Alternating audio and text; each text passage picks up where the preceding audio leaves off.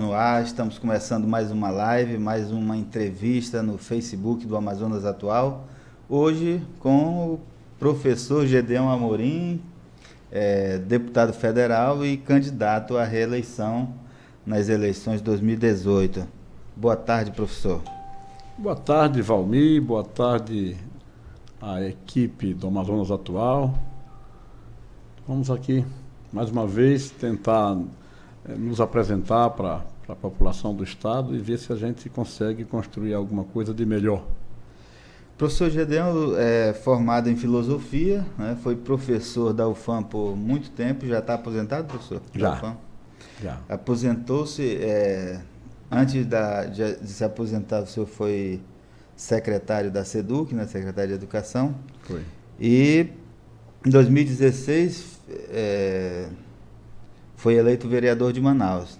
Na eleição de 2014, o professor Gedeão ficou como suplente de deputado federal e, por isso, no ano passado, com o afastamento do deputado Sabino Castelo Branco, ele assumiu a cadeira na Câmara Federal e hoje é um dos 8 deputados federais do Amazonas. Com esse cidadão, com esse político que a gente vai conversar hoje. Ótimo. Então, professor, o senhor gostou da Câmara Federal e por isso quer manter o mandato? Quer renovar o mandato? A rigor não se trata nem de gostar, não é? Porque a vida de um deputado é muito, eu diria isso, exaustante. Não é algo tão confortável. Portanto, nesse sentido, questão de conforto, não há gosto. O imperativo é de trabalho, é de compromisso. Eu entendo que alguém precisa ocupar. E eu me qualifico como uma dessas pessoas do Estado com a condição de fazer da melhor maneira. E quais são o que lhe qualifica, por exemplo, o que o torna qualificado para esse cargo? Bom, eu sou um cidadão de mais de 60 anos, cuja vida foi quase toda dedicada à administração pública, notadamente na área de educação. Passei rapidamente pela área de saúde, na FUNASA e no Hospital Francisco Mendes, mas notadamente em educação, em gestão, e eu tive a oportunidade de ter uma vivência ampla com as questões políticas. Depois, questão mesmo de preparação intelectual, tenho uma visão aprofundada da realidade política do Brasil e do mundo. Nessa condição, acho que posso exercer com desvelo a condição de deputado Antes federal. Antes de o senhor ser secretário de Educação, o pró-reitor, o senhor já tinha assumido algum cargo administrativo na educação? Já. Eu vinha da educação básica, eu fui diretor do Instituto de Educação do Amazonas, nos idos de 80, já faz alguns dias. Depois, quando cheguei na universidade, eu fui inicialmente vice-diretor, depois diretor do ICHL. Né? Portanto, tive uma passagem de 8 anos só nessa instância. E, posteriormente, eu ocupei a função de pró-reitor de extensão no reitorado do Dr. Valmir Albuquerque. Professor Gedeão, tem algumas questões na Câmara dos Deputados que o senhor trabalhou nesse período. O senhor assumiu em que mês? Assumi no dia 29 de dezembro, exatamente. Isso, foi ali no período de recesso, né? Já, praticamente. E nesse ano, a Câmara começou a trabalhar em fevereiro. De fevereiro para cá, quais foram as questões mais importantes que o senhor participou e debateu na Câmara? Olha, o Brasil é um imenso laboratório de problemas. Não há um setor de atividade no Brasil em que a gente não encontre problemas. Tanto faz na esfera pública quanto na administrativa, uma coisa está vinculada com a outra. Portanto, muitos problemas. Eu participo da Comissão de Educação da Câmara e lá nós temos um grande embate toda semana sobre questões que nós pretendemos incrementar, porque nós temos um grande e eficaz instrumento institucional para a educação, que é o PND, desculpe, PNR.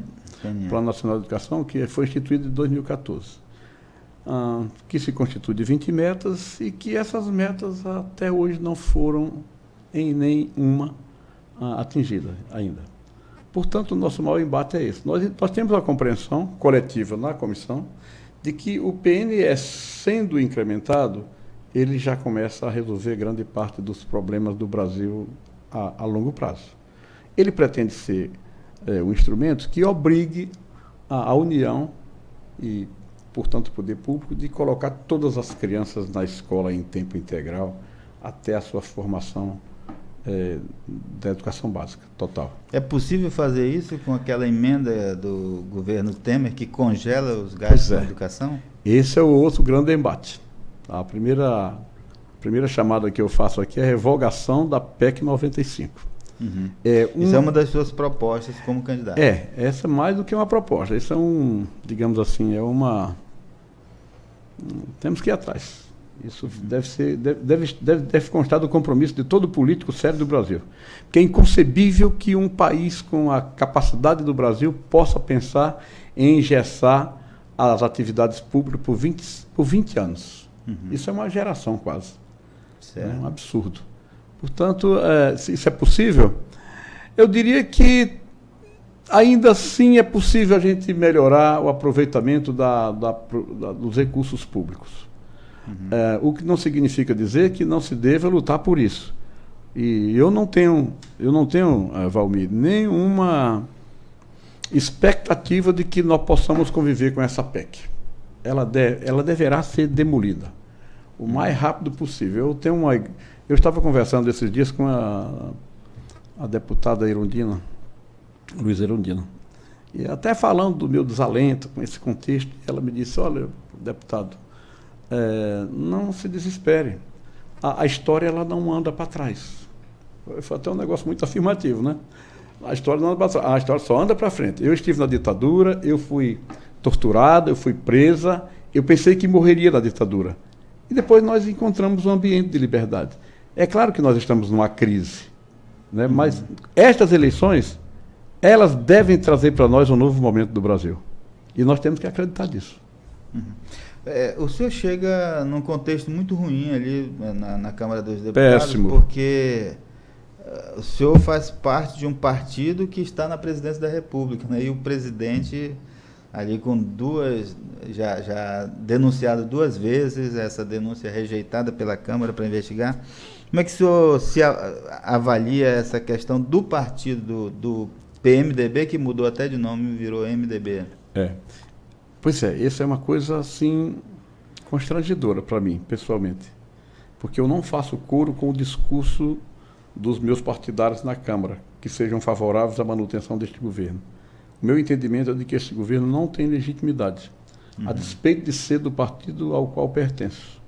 Eu espero que, ao cabo deste ano, nós tenhamos um enxugamento de partido, que a gente possa olhar para o Brasil como um partido desatrelado desse tipo de poder hoje reinante. Falando em educação, professor, o senhor que já esteve tanto tempo envolvido com esse tema, né? Verdade. A gente fala, eu me lembro desde que eu era menino, que comecei a ouvir os políticos, sempre se fala muito em educação, saúde, e agora colocaram o tema da segurança pública também como um tema primordial, né? É o tema da agenda a agenda dos candidatos hoje. Mas, de fato, a gente não vê um avanço significativo, né? Na educação. A gente teve avanço, sim, eu me lembro, claro. Sim. Me lembro do tempo que eu era estudante do ensino médio. A gente teve alguns avanços, mas esses avanços não acompanharam, por exemplo, os avanços em países desenvolvidos, por exemplo. Verdade. Há uma coisa interessante. Eu posso caminhar muito sobre isso e num terreno que vai e vem, porque é o que você está dizendo, a gente avançou, mas perdemos o fio de atualização para a contemporaneidade. Eu penso que nós no Amazonas, aqui mesmo, eu fui secretário a partir de 1995. Em 1995 nós fizemos a primeira avaliação institucional de aprendizagem. O Amazonas ficou em 26º lugar entre as públicas. Eu saí do estado em 2012, da secretaria, com os exames realizados em 2011, que são em ano ímpar. E nós ficamos aí em 8º, 10º e 13º, diversos níveis da educação básica no Brasil. Então foi um grande avanço. Se você olhar para as nossas escolas, as instalações das nossas escolas são das melhores do Brasil. Se você olhar para o tempo em que eu estive lá, a gente melhorou e tinha uma política de reajuste salarial, nós equipamos as nossas escolas com laboratórios, nós colocamos educação com arranjo de satélite para o interior dos lugares mais distantes. O Amazonas, nesse sentido, ficou bem, caminhou bem. Nós temos até alguns cases. Ocorre que educação não é a última palavra, não é ela que faz o milagre. Ela é só um dos componentes de uma determinada realidade social. Como é que você garante que as pessoas saem das universidades e não têm emprego? Não é? Por exemplo. Eu penso particularmente que nós estagnamos. Eu tenho tido conversas, inclusive, com o governador amazonino recentemente, e dizendo para ele, olha, a gente também tem que acompanhar essa concepção do 4.0. É preciso que a gente comece a entrar num outro momento. As profissões com as quais nós convivíamos no passado, muitas delas já não existem. E muitas das que ainda estão subsistindo estão em decadência. Não é? Professor, eu sou muito cético em relação aos números quando se trata de educação. Né? Não basta você sair do 26º lugar para o 8º. Sim. Se o aluno sai do ensino médio e não sabe fazer um texto de redação, não sabe fazer uma boa redação e não sabe as operações básicas de matemática. Ok. E nesse sentido, eu também fui professor universitário e a gente via como era difícil, como era sofrível, né? Os alunos que estavam entrando na universidade não sabiam escrever. Permita dizer, a gente conhece muita gente que já saiu da universidade que continua não sabendo escrever. Também. Não é? Também. Mas convenhamos, nós não podemos, nós temos instrumentos de mensuração, eu me baseio com eles. Mas bem oportuno, deixa eu te falar, quando nós realizamos as avaliações do Enem, no Amazonas, você sabe, são 2 componentes, um de provas objetivas e outro de prova discursiva. Nossas avaliações em provas discursivas são sempre melhores do que as objetivas. Nós temos um certo despreparo para lidar com as alternativas de uma questão de avaliação de objetivo. Mas o pessoal melhorou muito a nossa redação. Não é o suficiente para a gente dizer, olha, isso no Amazonas está todo mundo assim. Não é. Nós temos hoje no Amazonas 69% dos nossos garotos com 8 anos de idade que não sabem ler e escrever. Ainda temos isso. Agora, isso é do Amazonas como um todo. Né? Acho que há muita coisa a fazer. Mas eu penso também que nós escorregamos um pouco. Estamos entrando num certo período de decadência. O senhor falou que está conversando com o governador amazonino Mendes. A gente já ouviu falar que o Gedeão tem o apoio do amazonino, mesmo estando fora da coligação. Fora da coligação. Tem mesmo? Não diria apoio, mas eu tenho com ele tido conversas e a gente interage em alguns momentos, né? Tá bom? Eu tenho discutido com ele acerca dessa questão de educação. Né? Eu acho que ele é uma pessoa, nesse contexto, mais indicada para a gente ter um governador novo aí.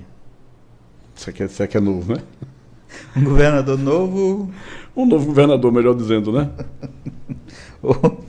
O senhor está dizendo que prefere um novo governador? Ou... Não, é porque há um conceito de... Não é exatamente um conceito, mas há um certo movimento de achar que tudo tem que ser renovado e isso pode estar... pode-se daqui para ali fazer uma confusão com quem é novo, com quem é mais velho, etc. Eu acho que o amazonino ele ainda é mais moderno, ainda mais bem preparado do que os outros que se colocam. Eu conheço os demais, não quero entrar nesse detalhe, né? que eu estou falando do amazonino por... Não, tudo bem. Não, eu só queria entender. Ah. O senhor acha que o amazonino deve continuar governando o Amazonas? Não é uma questão de... Eu não quero fazer disso uma preferência pessoal. Uhum. Eu pretendo ser o mais objetivo com isso. Acho que é a pessoa melhor preparada para a gente enfrentar mais 4 anos e colocar o Amazonas num outro patamar. Eu tenho um entendimento de que o Amazonas poderia estar melhor nesses últimos anos de governabilidade. O senhor concordou com essa decisão do PMDB de não ter um candidato cabeça de chapa para o Executivo? Olha lá, de certo modo sim, não é uma decisão que eu possa dizer que concordei plenamente, mas não me restou muita coisa, porque nós tivemos uma disputa de governo no ano passado, portanto há 10 meses atrás. Se os principais líderes desses partidos não foram capazes de se encontrar mesmo para coligar, termina que os partidos seguem a sua liderança maior. Talvez não devesse ser assim, mas o é. Eu estaria mais confortável se eu tivesse em qualquer coligação, eu pessoalmente. E tive diversos convites a propósito. Mas não é do meu feitio ficar saltitando, buscando vantagens individuais e imediatas. Então, suportei essa coisa de aceitar assim, e assim eu vou. Há quem diga, não, rapaz, é muita temeridade que você não consiga. Tudo bem, mas eu estou no partido. Até quando você vai, não sei. Você sabe que é um grande problema, eu já até fui questionado acerca dessa pluralidade de partidos, se é que é pluralidade, mas uma quantidade imensa, que em nada ajuda, muito pelo contrário, só perturba o entendimento do eleitor. Porque mesmo as pessoas esclarecidas não conseguem encontrar os diferenciais ideológicos de um partido para outro do Brasil nesse momento. Tem sido muito difícil. São poucos os que têm ideologia, né? A maioria dos partidos, porque confundiram as coisas, Valmir. Imagine, eu penso que o espectro ideológico de um partido terá que ser filosófico. Agora você pega o partido dos aposentados, o partido da mulher, aí não corresponde a uma realidade assim, mais ontológica, não é uma concepção política. Criaram umas coisas esquisitas que não é partido, mas é o Partido Novo, tem o Partido Solidariedade, tem o Partido da Amizade, enfim. Quer dizer, essas coisas, elas na verdade, parecem aquilo. Você lembra daquela obra do Alto Sé, né? Sim. Dos aparelhos ideológicos de Estado, você lembra, né? Sim. Essas coisas parecem que estão todas muito embutidas com aquilo. Não é por acaso, elas estão aí para cumprindo um papel, tá certo? A serviço de alguém. Exatamente. Né? É como, por exemplo, legislação no Brasil. É muito nocivo. Você pega uma lei hoje, qualquer que seja, quase, e ela está toda já emendada. Se olharmos para a Constituição, outra loucura. Quer dizer, isso todo dia tem mudanças.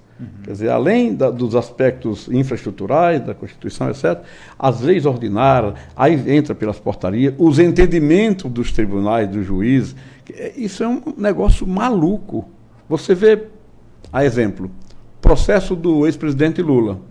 Até hoje a gente não conseguiu concluir. E onde é que está o entendimento? Percebe? E, além disso, é o seguinte, tem um emaranhado de leis que geram umas interpretações diversas, né? Então, hoje eu estava ouvindo um comentário de uma jornalista numa rádio, né?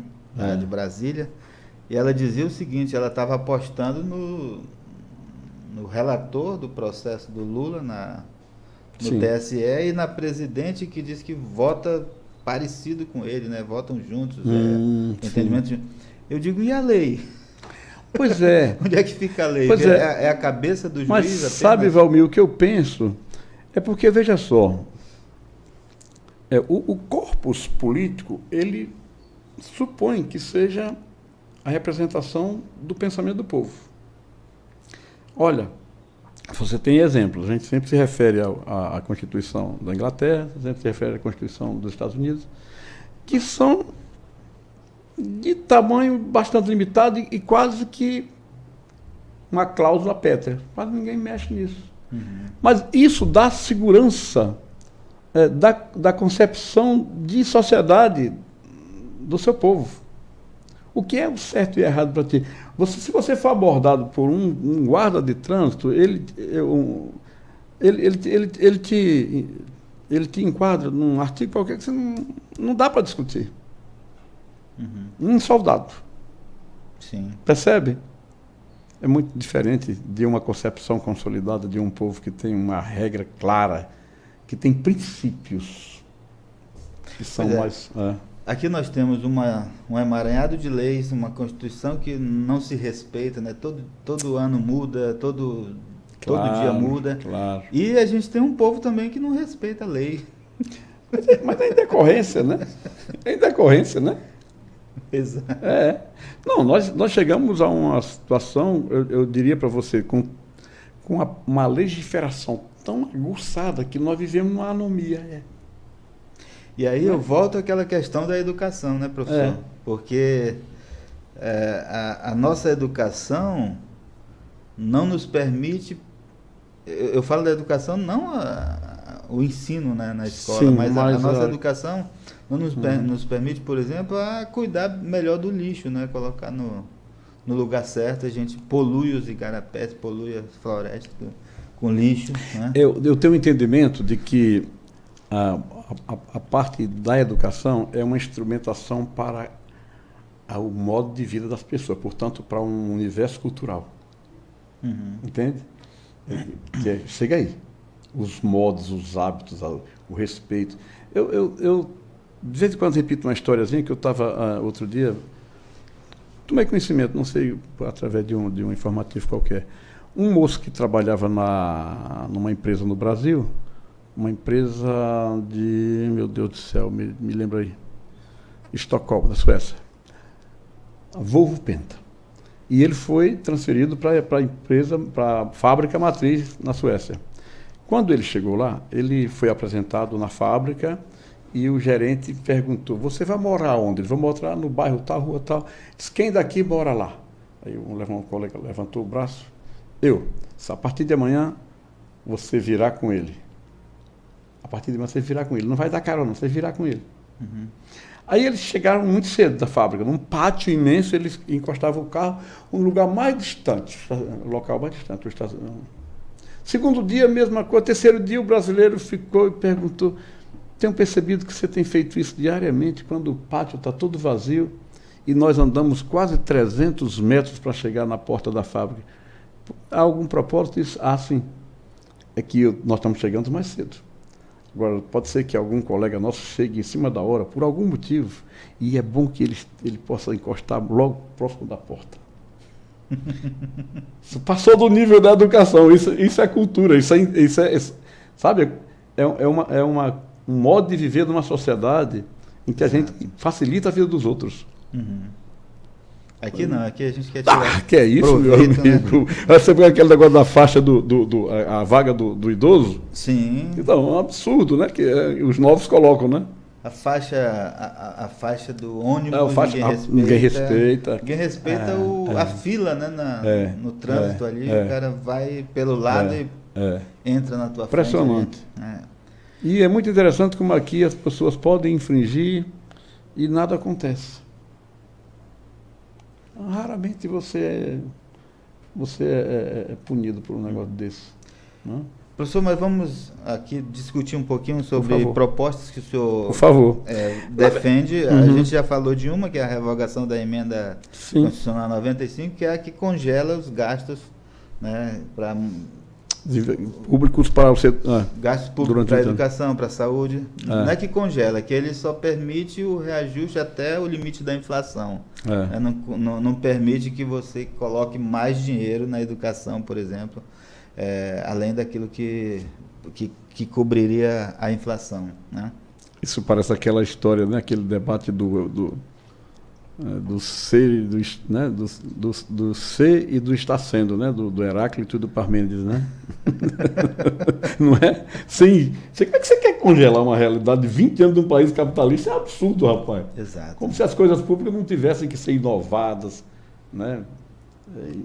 Ampliadas, etc. Né? Eu sempre tento debater essa questão com os parlamentares, e principalmente os parlamentares que defendem o governo. Não sei se é o seu caso. O senhor já disse que não, né? Mas não se falou nada a respeito do pagamento da dívida, que é juros e amortização da dívida. Você gasta 5 vezes mais do que se gasta com saúde e educação. E esse dinheiro vai é como se fosse pelo ralo, porque ele não consegue reduzir o tamanho da dívida, mas está enriquecendo algumas pessoas, né? Alguns banqueiros. Eu tenho uma leitura que não posso assegurar que seja definitiva, mas que eu não tenho muita profundidade nessa questão de política econômica, mas você sabe que a administração da dívida do Brasil, ela leva mais da metade dos nossos impostos. Sim. Mais da metade, tipo 52%. Isso é um absurdo. E isso é um contexto. Aqui, a economia, ela funciona com um certo componente preponderante de psicologia, de mercado. Então, se o país tem estabilidade, ele ganha imediatamente um plus de credibilidade internacional. Você sabe disso? Sim. É como bolsa de valores. Tem um boato bom, então a Petrobras sobe. Mas se tiver um boato ruim... Então aconteceu conosco um grande desastre. Com essa onda de corrupção vinculada à Petrobras, a bolsa caiu com tudo, porque ninguém se arriscou mais a deixar dinheiro na bolsa. Então o Brasil pode, numa nova eleição, e tendo agora uma figura que inspire confiabilidade internacional, no dia, sei lá, dia 5 de janeiro, a gente pode estar novamente com essa dívida lá embaixo. Né? Pois é, vamos então. A gente já falou em incrementar o PNE, que é o Plano Nacional de Educação, proposição para a defesa da Zona Franca de Manaus. Essa questão da Zona Franca, professor, eu já discuti aqui com alguns candidatos. Não basta ter 50 anos garantidos, né? O senhor falou no 4.0 agora há pouco, né? E a gente está vendo que aquilo que era o polo industrial há 20 anos não é mais. Verdade. Então, o que a gente vai produzir daqui para frente? Não adianta ter 50 anos garantidos se a gente não tem o que produzir. Entendo. Né? Eu tenho uma leitura de defesa da Zona Franca, que já está expresso, mas não é com o sectarismo de achar que a Zona Franca, por esses anos todos, ela vai continuar sendo a única matriz de economia do Amazonas. Não será e não deverá ser. Primeiro está bem claro para mim nas relações políticas da Câmara e do Congresso de que o pessoal do Sul e do Sudeste, os políticos, e são majoritários no Congresso, eles não têm compromisso com isso aqui, que se dane. Exemplo, a mordidinha que deram agora nos concentrados de Guaraná, que pequena, mas ela faz um estrago imenso. Né? É muito grande. Então, não esperemos por aquilo. Só, Valmir, que essa coisa da intocabilidade da floresta, etc., tem nos levado a uma certa inanição econômica. Mas como é que você está? Isso não vai suportar a vida inteira. Nós temos que ter alternância. É claro que com o desenvolvimento de ciência e tecnologia, que não dá para abrir mão disso, nós não vamos tocar fogo da floresta, não se trata disso, mas é preciso que a gente tire proveito do nosso minério, tire proveito da nossa floresta, tire proveito das nossas águas, tire proveito da nossa fauna, tire proveito da nossa riqueza biológica toda, botânica toda, o potencial fármaco. E a gente não está fazendo isso aqui por uma certa incapacidade, mas há quem esteja fazendo com os nossos produtos. E isso é riqueza. Sim. Né? Nós não conseguimos até agora fazer do Amazonas ter um nicho turístico vantajoso. Ainda até agora é muito erro ainda, a gente não conseguiu muita coisa. Então, a Zona Franca é porque, de um modo ou de outro, ainda representa mais de 50%, né, da nossa economia. Nós temos que conviver com isso quanto pudermos. Mas não porque na concepção da Zona Franca, você sabe bem disso, já havia direcionamento para que a gente começasse a estender para o interior. Por isso que tinha o pessoal da agropecuária e tudo mais, tinha inclusive definição de terras, sim, tudo, incentivos, e tudo isso foi a bancarrota, por falta de... Tinha uma área aqui próxima, né, que era para... Sim, área muito grande, entre Presidente Figueiredo e entre Rio Preto da Eva, com incentivos, com financiamentos grandes e tudo. Chamado Distrito Agropecuário, né? Perfeito. Então, perdemos isso de vista. Eu não sei como é que se recupera. Acho que não exatamente por aí. Mas há que se inventar muito mais coisa para isso. Não é? Professor, retomada das obras da BR-319. O senhor chegou a ir atrás desse assunto? Por que até hoje não se asfaltou a BR? Mas aí tem um mistério, né? Alguma coisa que não está esclarecido para mim. Por isso que eu disse que vou atrás. O próprio senador Eduardo, esses dias, ele andou descobrindo que nunca mexeram com essa questão do licenciamento, mas é uma coisa tão ilógica. Como é que você tem que ter uma licença para fazer a estrada se ela já foi licenciada há tantos anos? Se ela já teve uma construção, seria apenas de recuperação, não é? Ela tá ali, né? Está ali. Ela não está cheia de lama, esburacada. É evidente que se nós formos dizer isso para um ambientalista, ele fala, não, mas tem impacto, tem efeito de borda, tem não sei o que e tal, etc. Tem, porque vai aumentar o volume de carros para lá e para cá. Mas eu estou dizendo, mas isso já era previsível na concepção. Não é verdade? Portanto, há alguma coisa que pode estar vinculada a essa falta de interesse do Brasil, onde está lá o grande capital, as grandes indústrias e os grandes conglomerados, tá certo? Pode ser de interesse, não investir lá por quê? Tá bom? Mas também pode ser outra coisa que eu não sei o que é. Talvez até internacional, uma onda muito grande. Contudo, eu penso que o Brasil, nesse momento, ele está tendo um comportamento de gestão federal muito vinculado aos interesses dos grandes grupos nacionais mesmo. Nem penso que tenha uma grande coisa por trás. Pois é, e como é que você fura essa barreira? Olha, eu cheguei na Câmara logo no começo do ano e procurei ver a frente parlamentar que cuida do assunto. Mas tinha uma pessoa, falei e tal, e desconversou-se, não se tratou disso. Portanto, nós temos que retomar. Eu acho que o momento não... Este ano, Valmir, a Casa do Congresso, ela não vai operar quase nada. Isso é coisa para frente. A gente está aqui em 2 semanas de recesso branco, né? E até as eleições isso vai acontecer assim. Né? Não tem como, né? E olhe, passada a eleição, vamos dizer, vamos esperar o próximo presidente. Né? Não, eu quero dizer a você que a Câmara, tanto quanto o Senado, mas sobretudo a Câmara, tem muitos processos para serem votados. Não são poucos. Nós assistimos aí diversos lobbies agora, inclusive o pessoal daqui do Estado, que mexe com a FADEAN, que é a Federação dos Distritos, que pretendem se emancipar como municípios, que é uma questão que está colocada, eu penso que não é de difícil resolução, mas caminha lentamente, porque isso escuta para lá e para cá, tem os prós e tem os contras. E enquanto não tiver um convencimento na casa, na mesa diretora, isso não passa.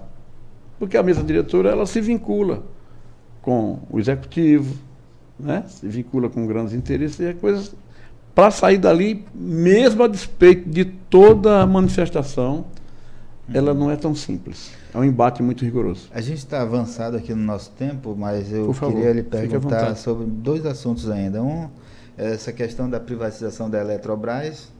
O senhor fala que Eletrobras e Petrobras, nas suas propostas, Não, sobre a Eletrobras é a privatização, a Petrobras é o quê?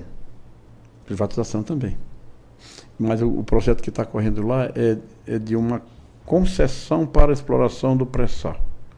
É porque a União, isso é de patrimônio da União. A União faz a concessão para a Petrobras, prospectar e explorar. E agora a proposta é que a Petrobras possa também conceder para outrem. Uhum. E isso para nós é uma coisa complicada, porque nós já estamos vivendo um momento interessante. Nós já estamos mandando os commodities de derivado de petróleo, de petróleo para fora e compramos o produto acabado. Já estamos importando gasolina, óleo diesel, etc. Uhum. Que saem daqui. Percebe aquela história do aço que vai para lá, a gente compra as lâminas depois. Sim, sim. Né?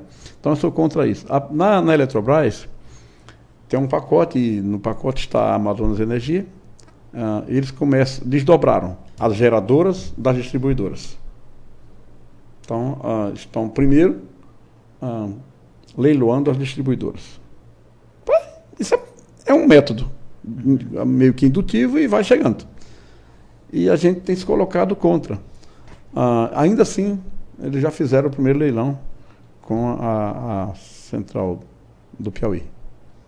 E eu não sei, vamos ver o que acontece esse período. Né? Até talvez seja oportuno, com toda essa coisa, a gente dar o recesso e tal, a gente dá um bypass nisso, empurrar para o ano que vem, que é outro contexto. Quero ver como é que o novo presidente vai se deparar com isso, os novos congressistas. Deverá ser outro momento. E em relação eu vou aproveitar logo essa deixa para perguntar do senhor, o senhor tem candidato a presidente da República? Não tenho. O Henrique Meirelles do Não, seu partido? ele é candidato do meu partido, portanto, por uma questão de partido, eu tenho que, digamos assim, caminhar com essa coisa até no primeiro turno, tá certo? Segundo turno, a gente vai, é tempo da... Porque está muito confuso, eu estou vendo uns diletantismos bestas, não tem nada novo desses debates, eu não sei se vocês têm, mas nada... O que você pode depreender ali, e eu quero exortar aqui a todos os companheiros que estão nos vendo aí pela rede, para uma coisa, não se apressem, tem muita gente já fazendo, sabe, antecipando sua intenção, não pode ser assim. A escolha de um presidente é talvez o ato político da maior responsabilidade. Esse nosso regime político é o presidente que dá a última canetada, ele faz ou não faz. Entende? É impressionante isso, Almir. Então, não dá para a gente se precipitar. Qualquer cidadão de bom senso, de responsabilidade, não estabeleça preferência por acaso, assim. É melhor a gente caminhar um pouquinho, conhecer mais. Tem debate aí até mais na frente, né? Dá para a gente escutar as pessoas, ouvir, enfim, alguma coisa a mais. Porque critérios tem, né? A gente não ficar naquele negócio que todo o povo tem o governo que tem, não é de tudo desprezível. Então a gente tem que fazer disso algo melhor, né? Por último, essa questão da defesa do PLP 137 sobre municípios, é aquele projeto para aumentar o número de municípios? É sim. Eu sou favorável a que nós normatizemos no Congresso Nacional, começa pela Câmara, porque lá é uma espécie de delegação sob determinadas condições para as assembleias legislativas, tá certo?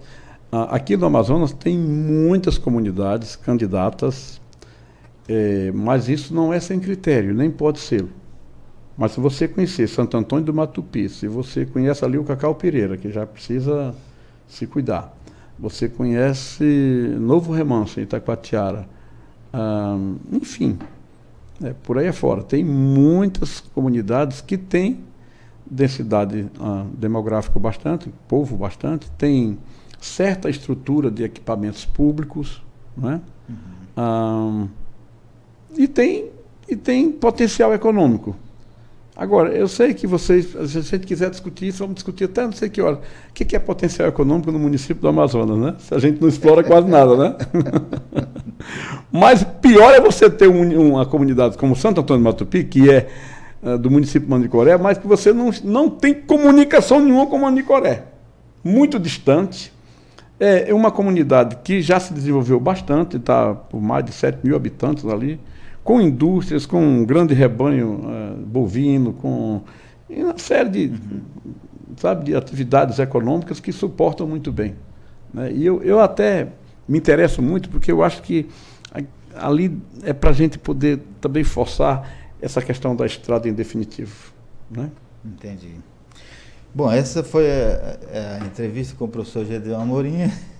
O nosso tempo é de meia hora, a gente já passou um pouquinho. Poxa vida. Estamos a quase 40 minutos. Agradeço a generosidade. Mas, a gente não é uma questão fechada, a gente leva Perfeito. o papo até onde flui bem. E eu agradeço, então, a sua presença aqui e agradeço também a audiência de quem nos assiste. Eu que agradeço, primeiro, o teu convite, a tua equipe toda. Quero destacar, primeira vez que eu venho aqui, mas você sabe do apreço que eu tenho por você. Eu sou um velho professor e vi você na universidade. Você sempre foi uma pessoa de distinção e eu sei do valor do teu blog aqui na nossa cidade e no nosso estado.